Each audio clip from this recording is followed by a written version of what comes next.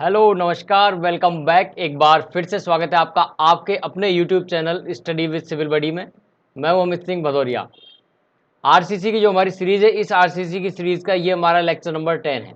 ठीक है, तो इस लेक्चर नंबर 10 में हम क्या करने वाले हैं, जो हमने आरसीसी का जो अभी तक अब जो हमने पढ़ा है, यानी कि लास्ट लेक्चर में जो हमने पढ़ा था कि बीम और स्लैब, इन दोनों से रिलेवेंट जो भी कोडल प्रोविजन थे वो पढ़े थे, साथ में स्लैब के बारे में कुछ इंपॉर्टेंट बातें हमने डिस्कस की थी।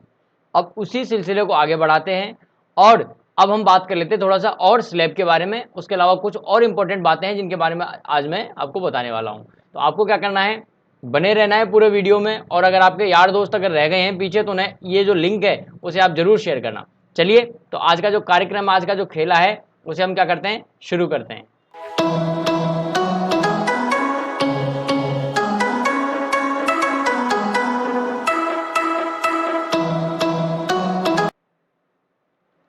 चलिए, तो फिर आगे बढ़ते हैं। और आज का जो हमारा लेसन है, जो हमारा लेक्चर है, वो लेक्चर नंबर कितना है, लेक्चर नंबर हमारा 10 है। तो अगर आपने पहले वाले वीडियोस नहीं देखे, कुछ स्टूडेंट्स ऐसे हैं जो नए जुड़े हैं अपने साथ में, तो उनसे मेरी बस यही रिक्वेस्ट है कि आप एक काम करना, पहले वाले वीडियोस देख लेना। ठीक है ना। तो आज हमारा लेक्चर नंबर क्या है, 10 है। पहले वाले वीडियोस देख लेना, पहली बात। दूसरी बात, जो आरसीसी का कोड है अपना, उसे आप जरूर देख लेना। और अगर वीडियो हेल्पफुल होते हैं तो आप ₹1 मुझे डोनेट भी कर सकते हैं, नीचे जो नंबर है उस पर। और मेरे लिए बहुत खुशी की बात है, और काफ़ी मैं खुश हुआ ये देखकर कि कुछ बच्चे डोनेशन कर रहे हैं ना, कुछ बच्चों ने किया है डोनेशन। कई बच्चों ने ₹1 दिया, कई बच्चों ने ₹2 दिए थे, कुछ बच्चों ने, और एक बच्चे थे, एक दो स्टूडेंट थे जिन्होंने ₹10 दिए थे शायद, है ना। तो बहुत अच्छी बात है, मुझे ये देखकर मुझे बहुत खुशी हुई, बहुत अच्छा लगा मुझे। चलिए, अब लेक्चर नंबर 10 की बात करते हैं। देखो, आज का जो हमारा लेक्चर नंबर 10 है ये काफ़ी इंपॉर्टेंट रहेगा, जैसे कि हमारा लेक्चर नंबर 9 था। बेसिकली लेक्चर 9 और 10 दोनों कंबाइंड हैं ना, दोनों एक ही हैं दोनों लेक्चर। अब जो आज मैं बात करने वाला हूं, सबसे पहले वो मैं बात करने वाला हूं किस टॉपिक पर, आज मैं बात करूं लेटरल स्टेबिलिटी पर। किस पर? आपकी जो लेटरल स्टेबिलिटी होती है उस पर बात करेंगे कि लेटरल स्टेबिलिटी क्या होती है। अच्छा, हम जो बात कर रहे हैं वो किसकी बात कर रहे हैं, बीम और स्लैब वाला हमारा कंसेप्ट चल रहा था, बीम और स्लैब की बात चल रही थी। ठीक है, और ये ध्यान रखना कि बीम और स्लैब से रिलेटेड जो भी मैंने आपको पहले बताया उसे आप जरूर देख लेना। लेटरल स्टेबिलिटी की बात कर लेते हैं कि लेटरल स्टेबिलिटी होती क्या है। वैसे बेसिकली देखा जाए तो लेटरल स्टेबिलिटी का क्राइटेरिया हम कॉलम में पढ़ते हैं, जो आगे चल के हम पढ़ने वाले भी हैं।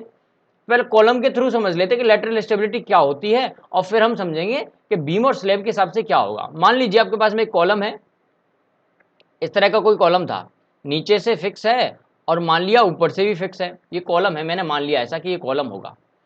ठीक है, अब टेढ़ा है बांका है जैसा है, कॉलम अपना ही है। ऊपर से आता है लोड, अगर लोड आता है, लोडिंग आती है, लोडिंग का केस है, और लोडिंग के केस में ऐसा होता है कि लेटरल बकलिंग, इस तरह से बकल होने के चांसेस होते हैं, इसके लेटरल डायरेक्शन में बकल हो सकता है ना। ऐसे ही बीम है मेरा, अगर आपको दिख रहा है मेरे हाथ में पेन है तो ये बीम है। अगर बीम है, बीम के ऊपर लोडिंग आएगी टॉप से, तो नीचे की तरफ ये डिफ्लेक्ट होगा, नीचे की तरफ डिफ्लेक्ट हो रहा है। लेकिन अगर हमारे पास में कुछ ऐसे लोडिंग कंडीशंस आती हैं, और लोडिंग कंडीशन की वजह से ये लेटरल डायरेक्शन में, यानी कि इस तरह से ये अगर बेंड होता है, लेटरल डायरेक्शन में अगर इधर या उधर बेंड होता है, तो उस केस में आपको क्या करना होगा, इसे प्रिवेंट करना होगा। आपको ये बोलना होगा क्या लेटरल स्टेबिलिटी है वो रहनी चाहिए। और लेटरल स्टेबिलिटी कैसे रहेगी, उसके लिए ये हो सकता है कि जो आप स्पान बनाने वाले हो ना, किसकी लेंथ कितनी है, इस लेंथ को सही से मैनेज करो। इसको ज्यादा लेंथ रखोगे तो इसको क्या कर सकते हो, आप बेंड कर सकते हो, बकल करने के चांसेस है, या लेटरल स्टेबिलिटी के चांसेस हैं। जैसे कि आप समझते हो, आपके पास दो कॉलम है, एक तो ये बना हुआ है कॉलम है, और दूसरा एक और कॉलम में बना रहा हूं, एक बड़ा कॉलम बना जिसकी लेंथ ज्यादा है, यानी कि स्पान ज्यादा है। बताइए कौन से कॉलम में अगर लोडिंग आती है, दोनों में, केस नंबर 1 केस नंबर 2, तो किस केस में ये जल्दी बकल होगा, ये बकलिंग का जो चांस है ज्यादा होगा, ये उसमें ज्यादा चांस होगा जिसकी लेंथ ज्यादा है। जैसे कि आपके पास में दो सरिये हैं, दो बार्स हैं, दो बार लेना आप, एक तो छोटी बार लेना पेन के बराबर, एक बार लेना आपकी हाइट के बराबर। हाइट के बराबर वाली बार को अगर आप मोड़ते हो तो उसको मोड़ना ज्यादा आसान है, बकल करना ज्यादा आसान है ना। तो ऐसे ही लेटरल स्टेबिलिटी का क्राइटेरिया होता है। अब इतना समझ में आ गया कि लेटरल स्टेबिलिटी होती क्या, तो आगे बात कर लेते हैं। अब ये इतना मैंने टाइम इसलिए लिया लेटरल स्टेबिलिटी पर, क्योंकि कम से कम 80 या 90% बच्चे हैं जो मैं बताने वाला हूं उनको ये चीज पता होगी, जो मैं कोडल प्रोविजन लिखवाने वाला हूं, लेकिन उनको ये बिल्कुल नहीं पता था कि लेटरल स्टेबिलिटी है क्या, क्या इसका यूज है, सिग्निफिकेंस क्या है, और उसी वजह से फिर वो भूल जाते हैं कि हमने पढ़ा क्या था। तो अगर हमको ये पता चल जाए कि हम पढ़ क्यों रहे, इसका रीजन क्या है, क्या इसका मतलब है, कहाँ यूज होगा, फिर हम उसको पढ़ें तो ज्यादा लंबे समय तक याद रहता है। तो चलिए, इसमें केस है, केस नंबर 1। अच्छा, पेन चेंज कर लेते हैं। देखो, पेन ब्लैक ही रखते हैं, ब्लैक सही रहता है ना। अगर केस नंबर 1 मान लीजिए सिंपली सपोर्टेड बीम है आपकी, ठीक है, सिंपली ना होकर अगर कंटिन्यूअस है तो कंटिन्यूअस भी चल जाएगी, सिंपली सपोर्टेड कंटिन्यूअस बीम है तो उस केस में क्या होता है, उस केस में क्राइटेरिया होता है कि आपका जो स्पान है वो should not be greater then, ज्यादा नहीं होना चाहिए किससे, 60 बी और 250 बी स्क्वायर अपॉन डी से। ये दो क्राइटेरिया आपको फुलफिल करने हैं और इन दोनों में से जो मिनिमम है वो आपको लेना है। ये क्राइटेरिया अगर आपने फुलफिल कर लिया तो आप लेटरल स्टेबिलिटी से बच सकते हैं। लेटरल स्टेबिलिटी का चेक भी कह सकते हैं आप इसे। किसमें वर्क करेगा, सिंपली सपोर्टेड और कंटिन्यूअस बीम में। क्वेश्चन ये बनता है कि बी और डी क्या है, तो अगर आप बीम बनाते हैं तो बीम का अगर आप सेक्शन बनाते हैं तो बी तो होता है उसकी विड्थ और जबकि डी क्या होती है डेप्थ। और डेप्थ में हमेशा याद रखना इफेक्टिव डेप्थ का कंसेप्ट चल रहा है हमारे, स्मॉल डी इफेक्टिव डेप्थ कहलाएगी, ठीक है ना। नहीं भी बताऊं तो समझ जाना आप। ये क्राइटेरिया किसके लिए, सिंपली सपोर्टेड के लिए और कंटिन्यूअस के लिए। केस नंबर 2, केस नंबर 2 होता है कैंटिलीवर के लिए। अगर मैं कैंटिलीवर की बात करता हूं, ध्यान से समझना, कैंटिलीवर की बात करता हूं तो एल नॉट की वैल्यू ज्यादा नहीं होनी चाहिए। किससे ज्यादा नहीं चाहिए, एक तो 25 बी से और 100 बी स्क्वायर अपॉन डी से।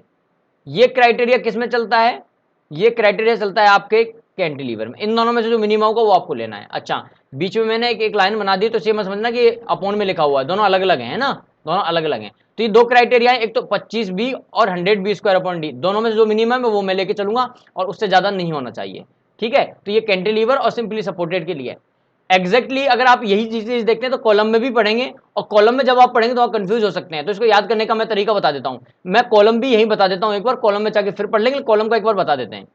देखो कॉलम में क्या होता है, कॉलम में भी दो केसेस होते हैं। कौन से केसेस होते हैं, दो केसेस होते हैं। एक केस तो ये होता है, एक केस तो ये होता है कि आपके एंड जो है ना, एंड रेस्ट्रेंड है।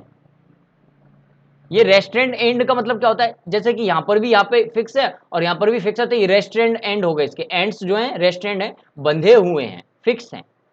या फिर हो सकता है इसका जो एंड है वो रेस्ट्रेंड नहीं है, नहीं है, हिंदी में लिख देता हूँ, डिप्लोमा वाले भी हैं अपने पास में बच्चे, तो रेस्ट्रेंड नहीं है कि नॉट रेस्ट्रेंड और रेस्ट्रेंड। अब ये बताइए, अगर मैंने बोला रेस्ट्रेंड है इसका मतलब है कि दोनों बोथ डायरेक्शन में रेस्ट्रेंड है। अगर मैंने बोला है तो रेस्ट्रेंड नहीं है, इसका मतलब ये हो सकता है क्या कि दोनों डायरेक्शन में रेस्ट्रेंड नहीं है। ऐसा कोई कॉलम देखा है क्या, ऐसा कोई कॉलम देखा है क्या जिसमें दोनों डायरेक्शन में रेस्ट्रेंड ना हो और वो कॉलम हो। भाई कॉलम बनाने के लिए एक डायरेक्शन में तो फिक्स करना ही पड़ेगा ना, एग्जैक्टली। अगर आपको इलेक्ट्रिक पोल लगाना है तो कम से कम नीचे तो बेस प्रोवाइड करना पड़ेगा। एक तरफ आप फ्री रख सकते हो, तो दोनों तरफ फ्री कभी नहीं हो सकता है। मतलब वन एंड तो रेस्ट्रेंड होगा ही होगा और दूसरा एंड हो सकता है वे नहीं भी हो सकता। तो इस वाले केस में यहाँ बोथ एंड रेस्ट्रेंट हैं, जबकि यहाँ पे क्या ओनली वन एंड रेस्ट्रेंट है, ठीक है। ये कॉलम की बात है। अगर मान लीजिए एंड रेस्ट्रेंट है तो आपकी एल नॉट की value should not be greater than 60 B होती है, 60 बी होती है। और अगर आपका वन एंड रेस्ट्रेंट है तो ये हो जाएगी L naught should not be greater than 100 B square upon D, 100 B square upon D. अब यहां पे ध्यान रखना ये डी क्या है, यहां डी होती है लीस्ट लेटरल डायमेंशन। यहां पे इफेक्टिव डेप्थ नहीं है, यहां पे क्या है, ये लीस्ट लेटरल डायमेंशन होती है कॉलम के केस में। अब मैं ये चीज मैं क्यों बता रहा हूं, मैं इसलिए बता रहा हूं कि दोनों जब याद करोगे आप, दोनों में कंफ्यूजन हो सकता है, दोनों में कंफ्यूजन हो सकता है। अब देखो याद कैसे रखोगे आप, याद ऐसे रखना कि एंड रेस्ट्रेंट है, कितना आ रहा है 60 बी, तो एंड रेस्ट्रेंट का केस सिंपली सपोर्टेड और कंटिन्यूअस जैसा है, तो इसमें भी 60 बी आएगा, तो सिंपली सपोर्टेड कंटिन्यूअस 60 बी आएगा। और आपका कैंटिलीवर का केस, तो कैंटिलीवर कैसा हो जाता है, वन एंड रेस्ट्रेंट वाला केस, यानी कितना 100 बी स्क्वायर अपॉन डी, तो 100 बी स्क्वायर अपॉन डी वहां पर भी आएगा। लेकिन अब क्या होता है, सिंपली सपोर्टेड कंटिन्यूअस में एक कंडीशन और आ जाती है, क्या, 250 बी स्क्वायर अपॉन डी की, जबकि वहां क्या आ जाती है 25 बी की। तो इस तरह से आप याद रख सकते हो, थोड़ा बहुत मतलब आप लॉजिक वगैरह लगाते हो तो हमारा काम बन जाएगा। तो ये इंपॉर्टेंट था, ये काफी बार पूछा जाता है एग्जाम में, ठीक है। इसके अलावा देखो, इसके अलावा आप चाहो तो मैं कुछ इंपॉर्टेंट पॉइंट बता देता हूं जो एग्जाम के रिगार्डिंग क्या है, काफी इंपॉर्टेंट है, ठीक है। जैसे कि पहला point, minimum tension reinforcement. Minimum tension reinforcement कितना होता है बताइए, अगर किसी को बताओ तो। मिनिमम टेंशन रेनफोर्समेंट ध्यान रखना, AST upon BD equal to 0.85 upon FY। काफी इंपॉर्टेंट है ये, एग्जाम में काफी बार ये पूछा जाता है, काफी बार ये एग्जाम में पूछा जाता है, तो इंपॉर्टेंट है ये। नेक्स्ट फिर आपका दूसरा पॉइंट जो है आपका इंपॉर्टेंट, वो ये है कि मैक्सिमम टेंशन रेनफोर्समेंट कितना होता है। ये मिनिमम था, maximum tension reinforcement, maximum tension reinforcement कितना होता है, अगर किसी को पता है तो कमेंट कीजिए। मैक्सिमम टेंशन रेनफोर्समेंट होता है 0.04 बी और कैपिटल डी। अब यहां पर ये याद रखना, यहां पर ये इंपॉर्टेंट है कि जो डी लिखा हुआ है ये कैपिटल डी, ये टोटल डेप्थ है ना कि इफेक्टिव, ये टोटल है, इसलिए मैंने स्मॉल ना लिखकर कैपिटल लिखा है। ठीक है भैया, ये मैंने इसलिए यहां पर क्या लिखा है, कैपिटल लिखा है। थर्ड पॉइंट कि मैक्सिमम कंप्रेशन रेनफोर्समेंट कितना होता है, मैक्सिमम कंप्रेशन रेनफोर्समेंट कितना होता है, तो मैक्सिमम जो कंप्रेशन रेनफोर्समेंट होगा वो भी 0.04 BD ही होता है, डी टोटल डेप्थ।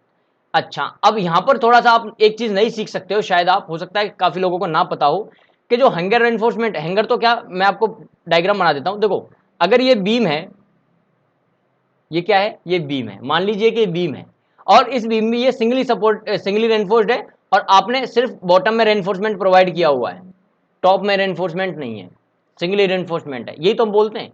लेकिन क्या आपने रियल में देखा है ऐसा कोई बीम जिसमें सिर्फ टॉप में रेनफोर्समेंट हो, ऊपर कुछ हो ही नहीं? ऊपर तो होता है ना, रेनफोर्समेंट होता है, फिर आप रिंग प्रोवाइड करते हो, रिंग किससे आप अटैच करते हो, तो जो आप जो ऊपर रेनफोर्समेंट प्रोवाइड करते हो जिससे रिंग अटैच करनी है, हैंग करनी है, तो इस रेनफोर्समेंट को बोला जाता है हैंगर रेनफोर्समेंट। क्या, हैंगर रेनफोर्समेंट बोला जाता है। इसको कंप्रेशन रेनफोर्समेंट नहीं बोलेंगे, कब तक नहीं बोलेंगे, जब तक आप कंप्रेशन रेनफोर्समेंट के लिए डिजाइन नहीं करते हो। ऐसा रेनफोर्समेंट जिसका काम सिर्फ क्या है, हैंग करना है, बांध के रखना है उनको, है ना, तो वो होगा हैंगर रेनफोर्समेंट। इस हैंगर रेनफोर्समेंट की वैल्यू कितनी होती है, लिख लीजिए। हैंगर रेनफोर्समेंट कितना होता है, मिनिमम हैंगर रेनफोर्समेंट होता है आपका 0.02%, 0.02% होता है, या फिर इसको ऐसे लिखो, 0.02 नहीं, इसको ऐसे लिखो, गड़बड़ हो जाएगा, क्योंकि अर्थ का अनर्थ होने में देर नहीं लगती है। आप इसको ऐसे लिखो 0.2%, है ना, और अगर आप वैसे लिखते हो तो आपको लिखना पड़ेगा 0.2 है, अगर परसेंटेज है तो 1/100 करना होगा, और मल्टीप्लाई आपको करना होगा BD, तो वहां पर क्या होगा फिर, ये 0.00 और 2 ये चला जाता है, तो इससे कंफ्यूजन हो जाती है। तो मैं क्या करता हूं, मैं लोगों को फिर मैं ये चीज बताता ही नहीं हूं, मैं सीधा बताता हूं कि आप 0.2% याद रखना, कि 0.2 जो है इतना आप प्रोवाइड करते हैं, हैंगर के रेनफोर्समेंट है। अच्छा, अगर आपसे पूछा जाए कि मिनिमम जो है, मिनिमम कंप्रेशन रेनफोर्समेंट कितना होता है, तो मिनिमम 0 हो सकता है, मिनिमम 0 हो सकता है, 0 की कोई लिमिट नहीं, 0 हो सकता है मिनिमम, ठीक है ना। कंप्रेशन नहीं प्रोवाइड किया तो सिंगली बन जाएगा, कंप्रेशन प्रोवाइड किया तो डबली बन जाएगा, ठीक है। तो ये काफी इंपॉर्टेंट बातें थी। इसके अलावा एक और इंपॉर्टेंट बात जो आपको पता होगी, मेरे हिसाब से, साइड रेनफोर्समेंट क्यों पता होगी, मैं बार बार ये चीज क्यों बोल रहा हूं कि आपको पता होगी, मैं इसलिए बोल देता हूं कि आपने मेरे वीडियो शायद देखे होंगे पहले वाले। साइड रेनफोर्समेंट कब प्रोवाइड किया जाता है, दो केसेस होते हैं, दोनों लिख देता हूं मैं। देखो, साइड रेनफोर्समेंट के दो केस होते हैं, एक तो हो सकता है कि टॉर्सन हो, और एक टॉर्सन जो है वो टॉर्सन नहीं हो, और एक हो, दो केस बनते हैं। अगर आपके पास में केस आता है कि टॉर्सन जो है, टॉर्सन आ रहा है, टॉर्सन है, तो आपकी जो डेप्थ है, वो डेप्थ अगर 450 mm एक्सिड कर जाती है, 450 mm इससे ज्यादा हो जाती है, तो आप यहां पर क्या कर सकते हो, आप वेव रेनफोर्समेंट जो साइड में वेव में जो है उसमें रेनफोर्समेंट प्रोवाइड करते हो, कितना, 0.1% आप प्रोवाइड करते हो, ठीक है। और अगर ये टॉर्जन नहीं आ रहा है वहां पर, तो जो रेनफोर्समेंट आपको प्रोवाइड करना है साइड में, वो कितनी डेप्थ पर करना है, वो आपको 750 जो mm की डेप्थ है, इस डेप्थ पर प्रोवाइड करना है, कितना करना है, 0.1% ही करना है, ये आप प्रोवाइड करते हो। अब ये चीज क्या है, ज्यादा समझ में नहीं आई कई लोगों को, क्यों, क्योंकि मैंने डायरेक्टली बता दिया, कुछ समझाया ही नहीं, तो आप समझा देते हैं। परेशान नहीं होना, देखो परेशान नहीं होना है बिल्कुल भी।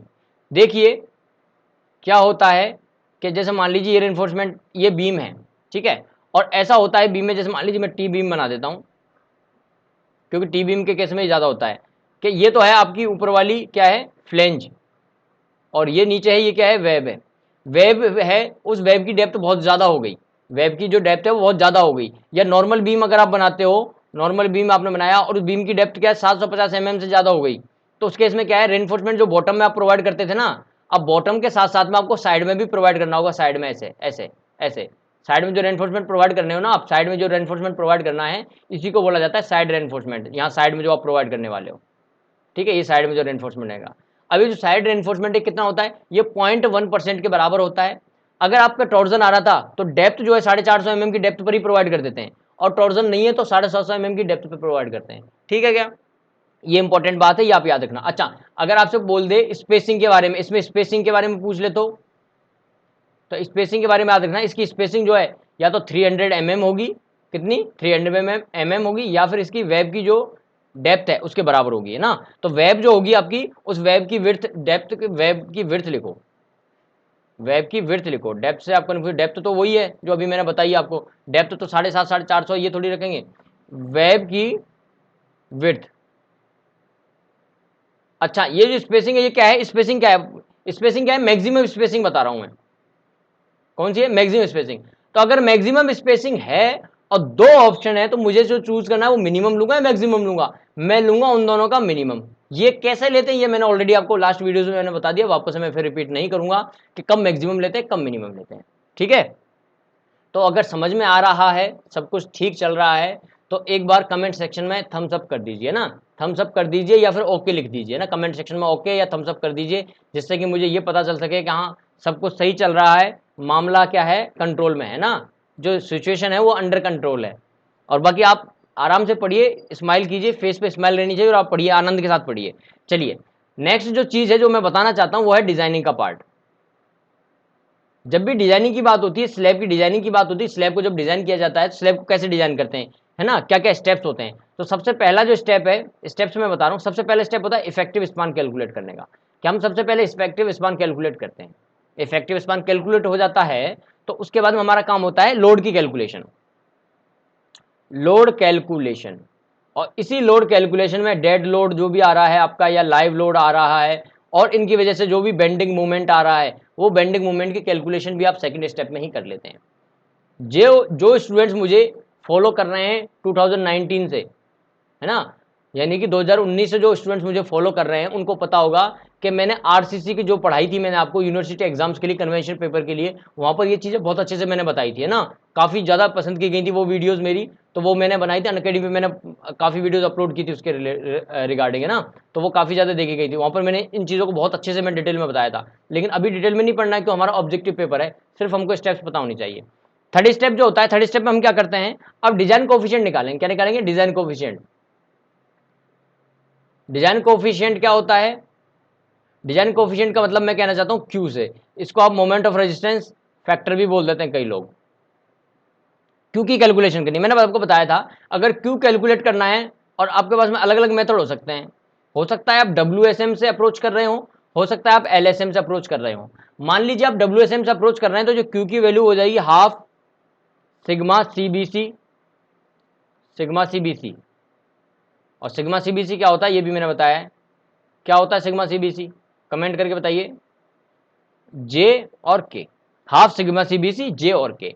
और अगर आप LSM से जा रहे हो तो इसकी वैल्यू क्या डिपेंड करती है, कौन सी, किस पर डिपेंड करती है, स्टील पर डिपेंड करती है, कौन सी स्टील है। जैसे कि मैं अलग अलग केस बता देता हूं, देखो एक तो होता है 0.148 FC के, एक केस होता है आपका 0.138 FC के, और एक केस होता है 0.133 FC के, ठीक है, ये अलग अलग केसेस होते हैं।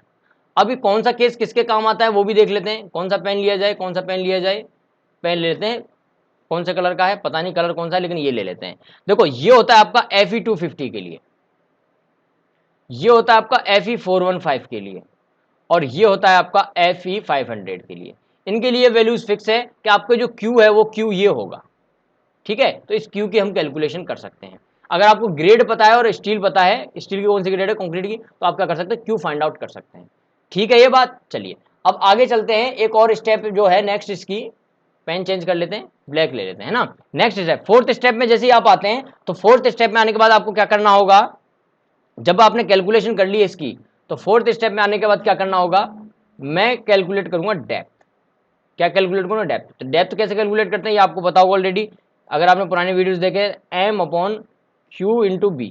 अब Q हमने क्यों कैलकुलेट किया, क्योंकि Q की रिक्वायरमेंट यहां पर है। M क्यों कैलकुलेट किया, क्योंकि M की रिक्वायरमेंट इस स्टेप में आने वाली, तो हमने सेकंड स्टेप में M कैलकुलेट कर लिया, थर्ड स्टेप में हमने क्या कैलकुलेट, Q। और B क्या होगा, B हमको अज्यूम करना होगा, हमको विड्थ कितनी प्रोवाइड करनी है, हमको कितनी रिक्वायरमेंट है, तो यहां से हम डेप्थ प्रोवाइड करेंगे कि हमको जो स्लैब बनानी है या बीम बनाना है, जो उसकी डेप्थ क्या है। तो बेसिकली आप क्या कर सकते हो, यहां से बीम जो है उस बीम की डिजाइनिंग आप यहां से कर सकते हो। फिफ्थ स्टेप में क्या होता है, फिर आपको AST की कैलकुलेशन करनी हो, कितना टेंशन साइड में स्टील प्रोवाइड करना है। तो जो स्टील होता है, इस स्टील की दो अप्रोच हैं, या तो WSM या LSM। अगर मैं एलएसएम के थ्रू जाता हूं तो मेरे पास एक लंबा चौड़ा फॉर्मूला है AST, ये पढ़ा भी होगा शायद आपने कॉलेज में, 0.5 FCK upon FY 1 minus under root 1 minus 0, अब यहां लिखना 4.6 MU, 4.6 MU कितना 4.6, शायद पढ़ा होगा, जिसने पढ़ा है वो मुझे कमेंट करके बोला कि हाँ पढ़ा है, 4.6 MU upon FCK BD square, और ये ब्रैकेट ये जो है अंडर रूट में पूरा का पूरा, फिर बड़ा ब्रैकेट बंद, फिर लास्ट में आएगा BD मल्टीप्लीकेशन में। ये होता है LSM का फॉर्मूला AST कैलकुलेट करने का। और WSM अगर हो तो वहां छोटा सा फॉर्मूला है AST equal to M upon sigma ST into J into D। तो ये कैलकुलेट कर सकते हो आप, यहां से क्या कर सकते हो, WSM के थ्रू आप AST कैलकुलेट कर सकते हो। AST कैलकुलेट हो गया है तो 6th स्टेप में आप क्या कर सकते हो, चेक लगा सकते हो। किसका चेक, शेयर का चेक। शेयर ऑलरेडी मैंने बताया है, शेयर वगैरह के लिए कैसे कैलकुलेशन करते हैं। कंक्रीट के लिए वैल्यू कितनी होती है, टाउ सी होती है, टाउ सी मैक्स कितना होता है, टाउ वी कितना होता है, इनमें रिलेशन देखा जाता है, किससे कम है किससे ज्यादा है, फिर शेयर का चेक लगाया जाता है, ठीक है ना। तो ये इंपॉर्टेंट बात थी कि कैसे आप डिजाइन कर सकते हो, ठीक है ना। तो डिजाइनिंग अगर बीम का क्वेश्चन आता है तो डेप्थ वगैरह कैसे कैलकुलेट की जाती है, क्या कुछ प्रॉपर अप्रोच क्या होती है आपकी बीम डिजाइनिंग की, वो मैंने आपको बता दी है, ठीक है। तो ये बातें थी इंपॉर्टेंट। इसके अलावा देखो कुछ और बातें हैं जो मैं आपको बता देना चाहता हूँ। जैसे कि आपसे एग्जाम में कई बार क्या होता है, रेनफोर्समेंट वगैरह के बारे में ज्यादातर पूछा जाता है स्लैब के, कि जो स्लैब है, स्लैब के बारे में हम बात कर रहे हैं। मिनिमम रेनफोर्समेंट कितना होता है स्लैब में, पहला क्वेश्चन। दूसरा क्वेश्चन, मैक्सिमम स्पेसिंग। ये दो क्वेश्चन जो हैं, इन दो से और क्वेश्चन भी बन जाएंगे, लेकिन ये मेनली दो क्वेश्चन है, ये बहुत ज्यादा एग्जाम में रिपीट होते हैं। और ये मानकर चलिए स्पेसिंग का तो बार बार और रेनफोर्समेंट का बार बार पूछा जाता है, ये दो क्वेश्चन तो बार बार पूछ जाते हैं। तो मिनिमम जो रेनफोर्समेंट है ये डिपेंड करता है आपकी ग्रेड पर, कि आपकी ग्रेड कौन सी है स्टील की। मान लीजिए मैंने मान लिया कि हमारी जो ग्रेड है वो FE 250 है, यानी माइल्ड स्टील है। हो सकता है FE 415 हो या FE 500 हो, यानी कि हमारा HYSD बार हो, और ऊपर हो सकता है माइल्ड स्टील हो।